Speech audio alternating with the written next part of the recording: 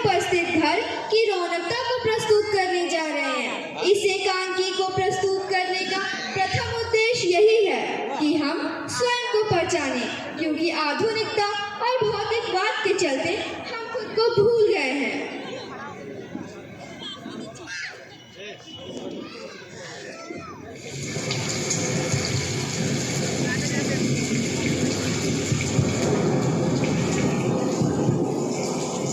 रोशन और आदेश डॉक्टर का इंतजार कर रहे हैं।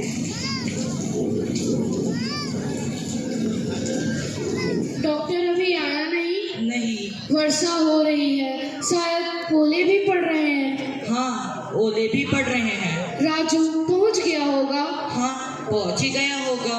यह वर्षा और ओले नदियां बह रही होंगी बाजारों में। पर अब तक आ जाना चाहिए था उन्हें। अरुण की तबीयत गिरती जा रही है, उसकी सांस जैसे हर घड़ी रुकती जा रही है, उसका गला जैसे बंद होता जा रहा है। उसकी आंखें तो खुली हैं पर वो कुछ कह नहीं सकता। हौसला करो, अभी डॉक्टर आ जाएगा। देखो, दरवाजे पर किसी ने दस्तक दी है। नहीं, कोई नहीं, हवा है। यह देखो, फिर किसी ने दस्तक दी।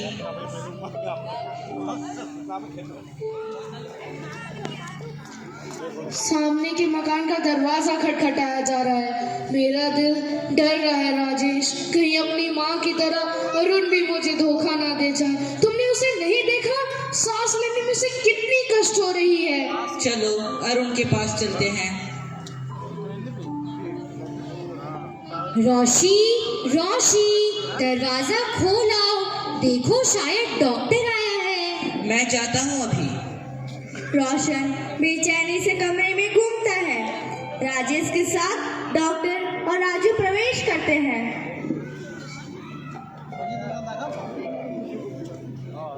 क्या हाल है बच्चे का? आपको राजू ने बताया होगा डॉक्टर साहब, मेरा तो जैसे हौसला टूट रहा है। कल सुबह से कुछ ज्वर हुआ, सांस कुछ कष्ट से आने लगी, लेकिन आज तो वह चेत सा पड़ा है, जैसे अंतिम सांसों को रोक रखने की भरसक कोशिश कर रहा है। चलो देखता हूँ।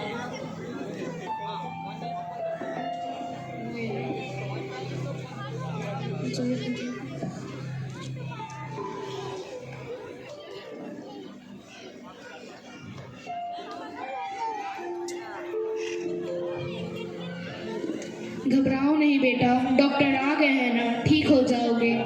माँ का प्रवेश। राजू, राजू। जी माँ। देखो राजू, बाहर कौन दरवाजा खटखटा रहा है? मेरा तो ख्याल है वही लोग आए हैं। वे कौन? वही जो सरला के मरने पर अपनी लड़की के लिए कह रहे थे। बड़े भले आदमी हैं। सुनती हूँ सियालकोट में उनका बड़ा काम है। ठीक है माँ, मैं देख के आता हूँ।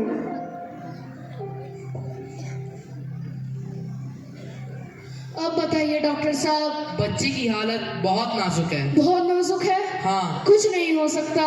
भगवान के घर कुछ कमी नहीं, पर आपने बहुत देर कर दी। भित्रिया में डॉक्टर को फौरन बुलाना चाहिए था। हमें मालूम नहीं हुआ डॉक्टर साहब। मैंने इंजेक्शन दे दिया है। राजू ने जो लक्षण बताए थे उन्हें सुनकर मैं बचाव के तौर पर इंजेक्शन का सामान ले आया था। डॉक्टर साहब। खैर, एक काम कीजिए, अगर थोड़ी देर में कुछ आराम नहीं हुआ तो इसे फौरन अस्पताल ले आइएगा। मैं वहीं रहूंगा। फिलहाल सावधानी से उसकी देखभाल करो। मैं अपनी ओर से कोई कसर नहीं रखूंगा डॉक्टर। ये लोग इसका जीवन नहीं चाहते। बड़ा रिश्ता पाने के चक्कर में इसे रास्ते का रोड़ा समझते हैं, इसकी मौत चाहते हैं। ये तो दुनिया की रीत है भाई। दुनिया की रीत इतनी निष्ठुर, इतनी क्रूर नहीं जाती। जो मर जाती है वो भी किसी की लड़की होती है, किसी के लार पैर में पली होती है। देखो राजू, जल्दी आना बस। कहाँ जा रहे हो? कैसा है रूम? क्या कहा डॉक्टर ने? डिप्थीरिया हो गया है उसे। बड़ी भयानक बीमारी है माँ जी। अच्छा भला आदमी चंद घंटों में खत्म हो जाता है। बाबा रे बाबा, मैं तो बोलना ही छोड़ दी। ये डॉक्टर जो ना करे। अच्छा सुनो। हाँ हाँ, बोलिए माँ जी। देखो, तुम उसके मित्र हो, तुम उसे विवाह के लिए समझा सकते हो। वे सियालकोट के व्यापारी हैं। जब सरला का चौथा हुआ था तब अपनी लड़की का शगुन लेकर आए थे, पर ना जाने उसे क्या हो गया, किसी की सुनता ही नहीं, सामने ही नहीं आया। हार कर बेचारे चले गए। रोशी के पिता ने उन्हें 1 महीने बाद आने को कहा था, सो पूरे 1 महीने बाद वे आए हैं। माँ जी, अरुण की हालत ठीक नहीं, जाकर देखो तो मालूम हो। बेटा, अब ये भी इतनी दूर से आए हैं, इस आंधी और तूफान में कैसे निराश लौटा दे? तो आखिर अब मुझसे क्या चाहती हैं? तुम्हारा वो मित्र है, उससे जाकर कहो कि जरा 2-4 मिनट जाकर उनसे बात कर दे। जो कुछ भी वे पूछे उन्हें बता दे। इतने में मैं लड़के के पास बैठती हूँ। मुझसे ये नहीं हो सकता माँ जी, बच्चे की हालत ठीक नहीं बल्कि चिंताजनक है। राजेश, तुम अभी यहीं खड़े हो? भगवान के लिए जल्दी जाओ। मैं आ गया भाई साहब। क्या बात है, घबराए हुए क्यों हो? माँ, उसे डिप्थीरिया हो गया है। मुझे राजेश ने बताया। तुम लोग मिल मिलाकर जो ना करो। क्या कह रहे हो? अगर खुद किसी बात का पता नहीं तो दूसरों को तो कुछ करने दो। अच्छा सुनो। हाँ कहो। वे फिर आए हैं। वे कौन? वही सियालकोट वाले। उनसे कह दो जहाँ से गए हैं वहीं चले जाए। रोशी, मैं नहीं जानता। मैं पागल हुई या आप? क्या आप लोग मेरी सूरत नहीं देखते? क्या आपको इसमें कुछ दिखाई नहीं देता? शादी शादी शादी, क्या दुनिया में शादी सब कुछ होती है? घर में बच्चा मर रहा है और तुम्हें शादी की सोच रही है? आखिर आप लोग को हो क्या गया है? क्या हुआ? मेरी पत्नी नहीं थी। रोशी, शोर मत मचाओ, हम तुम्हारे ही लाभ की बात कर रहे हैं। तभी रोशन के पिता प्रवेश करते हैं।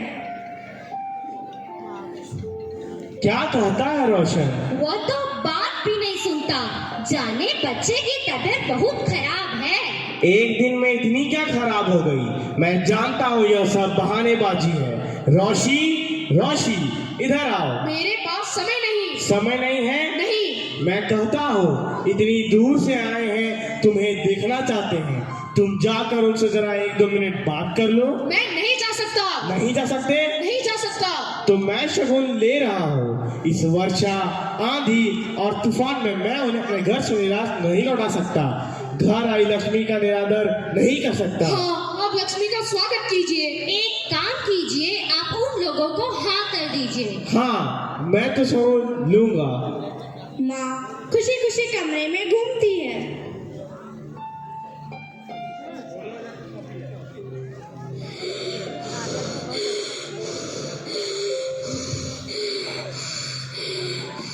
देखो राजेश, और उनकी तबीयत गिरती जा रही है। एक काम करो, एम्बुलेंस को कॉल करो।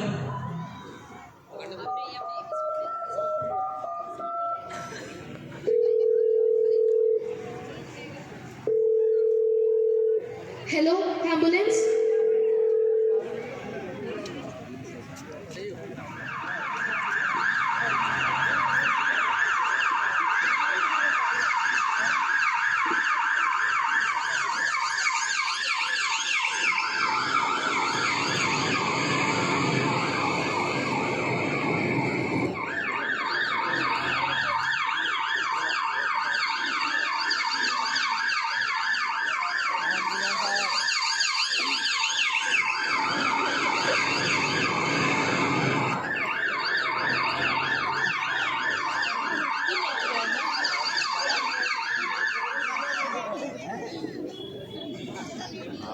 प्लीज आप लोग बाहर वेट कीजिए।